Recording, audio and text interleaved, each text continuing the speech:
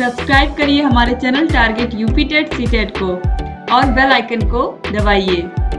Hello friends, मैं रेनू स्वागत करती हूँ आप सभी भावी अध्यापक एवं अध्यापिकाओं का आपके अपनी channel target UP TET CTET में। मुझे पूरी उम्मीद है दोस्तों कि आपका समावेशी पेपर बहुत अच्छा हुआ होगा। चलिए एक बार देख लेते हैं, सारे प्रश्नों को मिला लेते हैं। फर्स्ट पेपर शैक्षिक मूल्यांकन ऑलरेडी मैंने इसको सॉल्व करवा दिया है, तो उसको भी आप लोग मिला लीजिएगा। बहुत ही अच्छा पेपर दोनों का ही आया था। तो चलिए यहाँ पर देखते हैं क्वेश्चन नंबर 1, ब्लैक बोर्ड किस उपकरण की श्रेणी में है?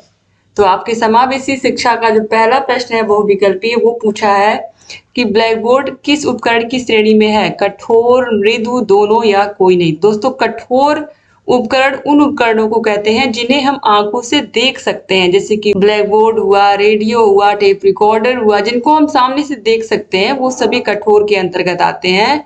तो यहाँ पर दोस्तों राइट आंसर ऑप्शन 1 हो जाएगा। ठीक है, तो आपका कंफ्यूजन दूर हो गया होगा। अब क्वेश्चन नंबर 2 पर आते हैं। प्रतिभाशाली बालकों की इंद्रियां कैसी होती हैं? अविकसित, सामान्य, तीव्र या इनमें से कोई नहीं। क्योंकि प्रतिभाशाली बालक बहुत तेज होते, तो वो किसी भी बात को बहुत जल्दी ग्रहण करके बहुत जल्दी उस पर अपना रिस्पॉन्स दे देते हैं, तो उनकी इंद्रियां बहुत ही तीव्र होती हैं। ऑप्शन 3 जो है सही हो जाएगा, यानी कि बहुत तेज होती हैं। क्वेश्चन नंबर 3 पे आते हैं। परामर्श के प्रमुख उद्देश्य हैं आत्मज्ञान, सामाजिक सामंजस्य, आत्म स्वीकृति या उपरोक्त सभी। यानी कि जो परामर्श होता है इसका उद्देश्य होता है व्यक्ति को अपना खुद का आत्मज्ञान हो जाए, अपने बारे में व्यक्ति जान जाए, समाज से मिलजुल कर रहे और अपने आप को स्वीकार करे वो जैसा भी है।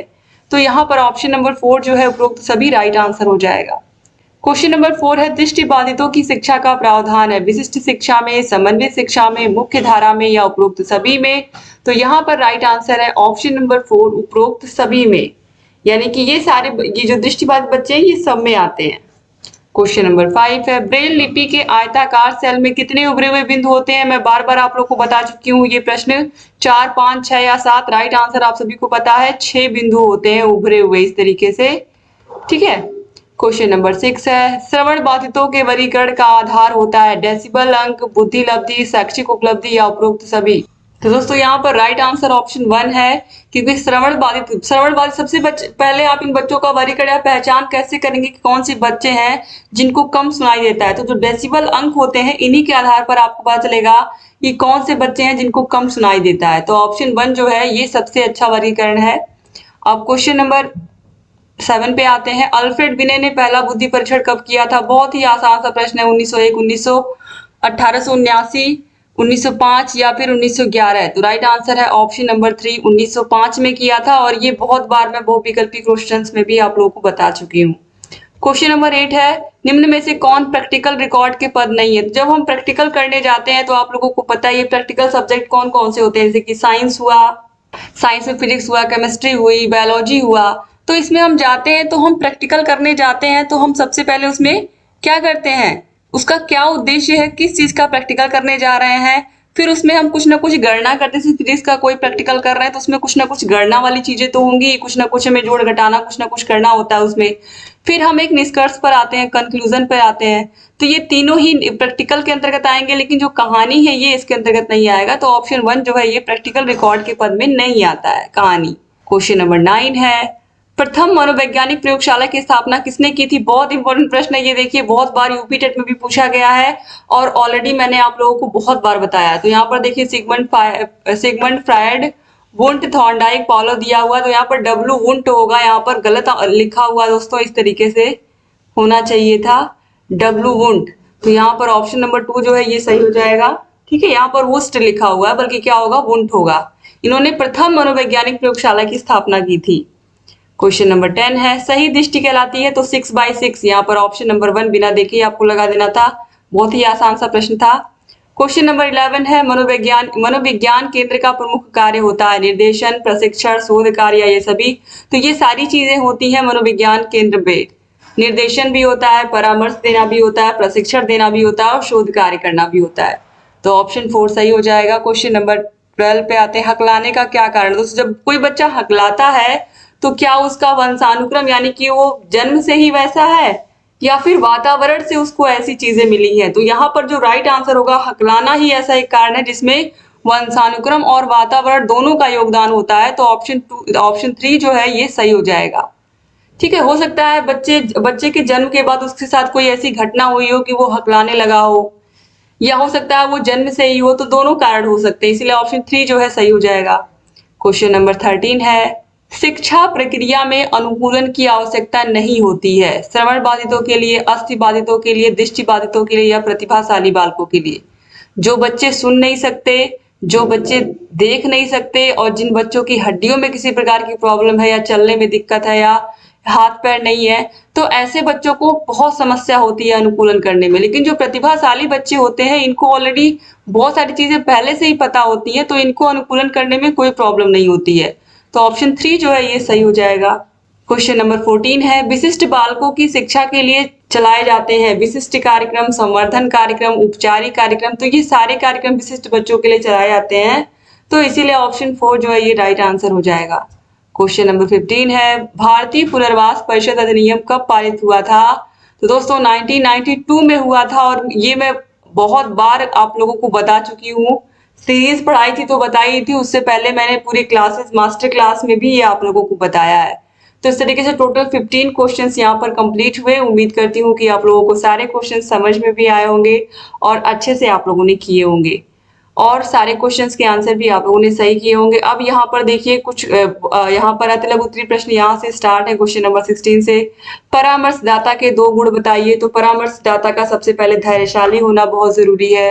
इसके अलावा उनके अंदर सहनशीलता का गुण होना चाहिए, उनके अंदर धैर्य होना चाहिए, यानी कि सामने वाले की बातों को बहुत ही अच्छे से सुनने का गुण होना चाहिए। ठीक है, फिर है क्वेश्चन नंबर 17, पिछड़े बालकों की 2 विशेषताएं बताइए। तो पिछड़े बालक, सबसे पहले तो पिछड़े बालक वे बालक होते हैं जो जो सामाजिक आर्थिक रूप से हम कह सकते हैं थोड़े से पीछे होते हैं सामान्य बालकों से, या जिनकी शिक्षा पर ध्यान नहीं दिया गया होता है। और ऐसे बच्चे जो होते हैं वो थोड़ा पढ़ाई में भी इस वजह से पीछे होते हैं क्योंकि इतना इनके माता पिता ने इनके ऊपर ध्यान नहीं दिया होता है। ये सामाजिक आर्थिक जो सुविधाएं सरकार की तरफ से दी जा रही है वो इनका लाभ इनको नहीं मिला होता है। क्वेश्चन नंबर 18 है, निर्देशन के 2 उपकरण बताइए। तो निर्देशन के उपकरणों में दोस्तों बहुत सारी चीजें हैं, जैसे कि साक्षात्कार हुआ, प्रश्नावली हुआ, आत्मकथा हुआ, ये सब अप्रमापीकृत प्रविधियां हैं या उपकरण है। इसके अलावा प्रमापीकृत में अगर जाएंगे तो बुद्धि परीक्षण है, रुचि परीक्षण है, अभिरुचि परीक्षण है, ये सब चीजें आ जाती हैं। फिर क्वेश्चन नंबर 19 है, डाइट की स्थापना के 2 उद्देश्य बताइए। तो डाइट की स्थापना का जो मुख्य उद्देश्य है दोस्तों वो यही है कि जो प्रशिक्षु हैं, जो शिक्षक बनना चाहते हैं उनको प्रशिक्षण दिया जाए, सेवारत शिक्षकों को प्रशिक्षित किया जाए। इसके अलावा जो जिले की प्राथमिक शिक्षा है उसको और सुदृढ़ बनाया जाए, यानी कि प्राथमिक शिक्षा को सभी बच्चों तक पहुंचाया जाए। क्वेश्चन नंबर 20 है, डाइट के 2 विभागों के नाम लिखिए। तो इसमें सेवा पूर्व शिक्षक शिक्षा विभाग होता है दोस्तों, योजना एवं प्रबंधन विभाग होता है, कार्य अनुभव विभाग होता है, शैक्षिक तकनीकी विभाग होता है। ठीक है, ये सब अलग अलग विभाग होते हैं। क्वेश्चन नंबर 21 है, पर्यवेक्षण के कोई 2 प्रकार बताइए। तो दोस्तों निरीक्षणात्मक पर्यवेक्षण आप लिख सकते हैं, इसके अलावा इसमें आप लिख सकते हैं वैज्ञानिक पर्यवेक्षण। ठीक है, इसके बाद क्वेश्चन नंबर 22 है, शारीरिक दक्षता से आप क्या समझते हैं। तो किसी भी व्यक्ति के कार्य करने की जो क्षमता होती है, उसकी शारीरिक क्षमता होती है, उसे हम शारीरिक दक्षता कहते हैं। क्वेश्चन नंबर 23 है, निर्देशन शब्द से आप क्या समझते हैं। तो निर्देशन का अर्थ होता है निर्देश देना, किसी को गाइड करना, यानी कि किसी को निर्देश देना कि वह अपने आप किसी को इस तरीके से निर्देश देते हो। निर्देशन का मतलब ये होता है कि आप उस व्यक्ति को समस्या का समाधान बताते हो, लेकिन वो उस रास्ते पर खुद चलता है। आप बस केवल उस समस्या का समाधान आप उसको बताते हो, उसको रास्ता दिखाते हो, लेकिन उस व्यक्ति को चलना खुद होता है उस पर।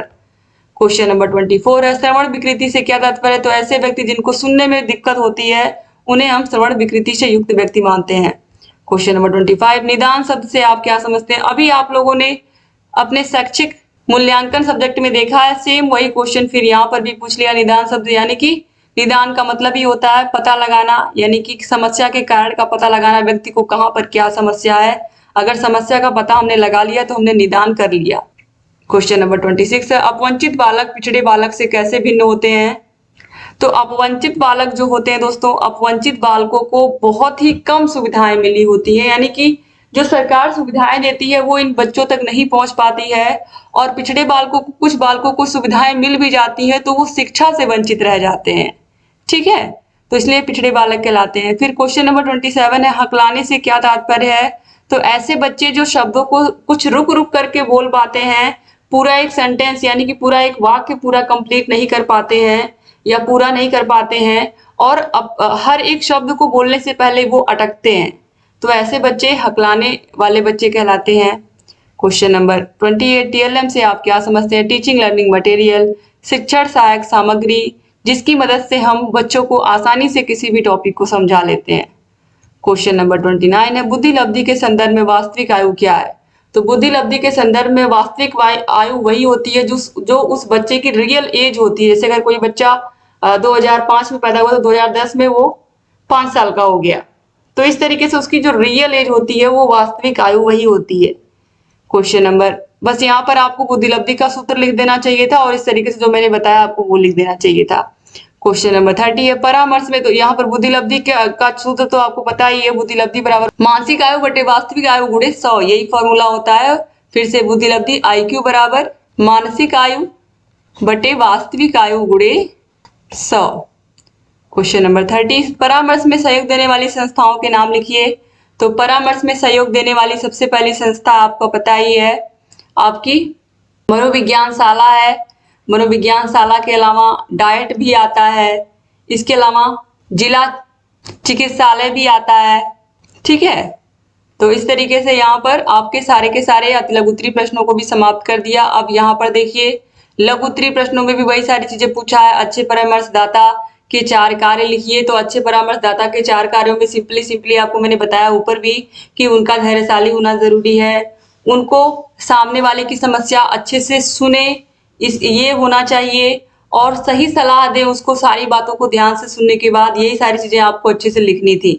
फिर है समुदाय के साथ सहयोग संबंधी कार्य लिखिए। तो कोई भी कार्य जब हम करते हैं, जैसे कि कोई भी मान लीजिए सर्व शिक्षा अभियान ही चला रहे हैं या संचारी रोग अभियान चला रहे हैं, हम कोई भी काम स्कूल से शुरू करते हैं तो हमें क्या करना होता है, हमें समुदाय का, हमें आसपास के गांव के लोगों का सहयोग होना बहुत जरूरी होता है। तो कोई भी कार्य करेंगे अच्छे से, हम अपना बात व्यवहार बना के रखेंगे तो सभी लोग हमारा सहयोग करेंगे। बस ये सारी बातें हमें इसमें लिखनी थी। फिर निर्देशन और परामर्श में क्या अंतर होता है? निर्देशन में क्या होता है दोस्तों, एक साथ हम बहुत सारे बच्चों को निर्देश दे सकते हैं, लेकिन परामर्श में पर्टिकुलर एक समय में हम एक ही व्यक्ति को निर्देश दे पाते हैं, ठीक है। एक ही व्यक्ति को हम सलाह दे परामर्श में, मतलब परामर्श का मतलब ही सलाह होता है, ठीक है। और निर्देशन में क्या होता है, अभी मैंने आपको बताया कि हम केवल रास्ता दिखाते हैं, व्यक्ति को चलना स्वयं होता है। और परामर्श में व्यक्ति सलाह भी देता है और उस व्यक्ति का पूरा साथ देता है। क्वेश्चन नंबर 34 है, मानसिक मंदता से आप क्या समझते हैं? मानसिक मंदता दोस्तों एक तरीके से हम कह सकते हैं ऐसे बच्चे जिनकी बुद्धि लब्धि कम होती है, या ऐसे बच्चे जो जन्म से ही जिनकी बुद्धि कम होती है, और ऐसे बच्चों की शिक्षा व्यवस्था हमें अपने स्तर से जिस तरीके से भी हम उन्हें पढ़ा सकते हैं उस तरीके से हमें इनकी व्यवस्था करनी होती है, अच्छे से अच्छी शिक्षा इनको देनी होती है। ये सारी चीजें इसमें लिखनी थी।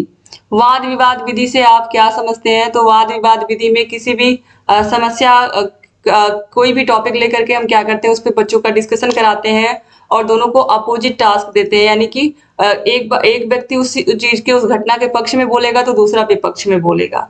अपवंचन क्या है दोस्तों? अपवंचन बहुत ही आसान सा टॉपिक था। अपवंचन मैंने बताया कि ऐसे व्यक्ति जो सरकार द्वारा दी गई सुविधाओं से वंचित रह जाते हैं उन्हें हम अपवंचित कहते हैं, या इसी को हम अपवंचन कहते हैं, यानी कि जो सुविधाएं मिलनी चाहिए वो सुविधाएं नहीं मिल पाती हैं, वो व्यक्ति उनसे अपवंचित रह जाता है। क्वेश्चन नंबर 37 है, सृजनात्मकता के प्रमुख तत्व बताइए। तो सृजनात्मकता के प्रमुख तत्वों में दोस्तों मौलिकता है, लचीलापन है और प्रवाह है, ये सारी चीजें आती हैं, ठीक है। साहस है, ठीक है। आगे बढ़ते हैं अब। क्वेश्चन नंबर 38 है, अधिगम अक्षमता वाले बालकों के 2 प्रकार बताइए। तो अधिगम अक्षमता में जैसे पठन अक्षमता, यानी कि बच्चे को पढ़ने में प्रॉब्लम है तो इसको हम कहते हैं दोस्तों डिसलेक्सिया। इसी प्रकार से लेखन अक्षमता, अगर लेखन अक्षमता है किसी बच्चे में, यानी कि लिखने में समस्या है, तो ऐसे बच्चों को डिस्प्रैक्सिया या डिसग्रेजिया होता है। तो इस तरीके से यही 2 प्रकार यहाँ पर हमको लिखने थे। क्वेश्चन नंबर 39 है, मंद बुद्धि बालकों की पहचान बताइए। तो मंद बुद्धि बालकों की पहचान आसानी से हम बुद्धि लब्धि परीक्षण के माध्यम से कर सकते हैं और ये सबसे सरल माध्यम है। और मंद बुद्धि के बच्चे जो भी चीजें हम करने को देते हैं क्लास में वो सबसे लास्ट में करते हैं, उन्हें समय लगता है करने में। तो बहुत सारी चीजें हैं जिनसे पहचान कर सकते हैं हम।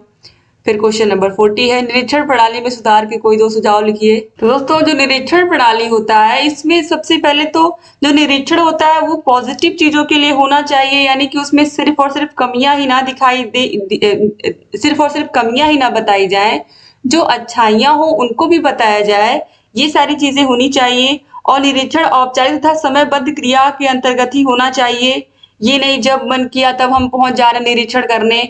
और हर एक जगह पर, जैसे अगर मान लीजिए आपको 40 स्कूलों का निरीक्षण करना है, तो ये नहीं कि 10 स्कूल ऐसे हैं जहां पर आप बार बार जा रहे हैं, तो इस तरीके से नहीं होना चाहिए। सभी का एक समयबद्ध तरीके से निरीक्षण होना चाहिए।